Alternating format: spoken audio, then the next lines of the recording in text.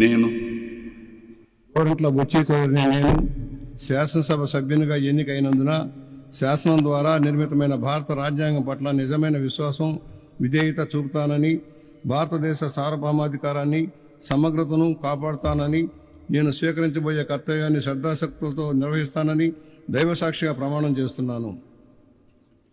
నేను ఆంధ్రప్రదేశ్ శాసనసభ సభ్యుడినైన గోరంట్ల బుచ్చి చౌదరి అనే నేను సభ నియమాలకు కట్టుబడి ఉంటానని, వాటిని అనుసరిస్తానని, సభ మర్యాదలను పాటిస్తానని, సాంప్రదాయాలను గౌరవిస్తానని దైవసాక్షిగా ప్రమాణం చేస్తున్నాను.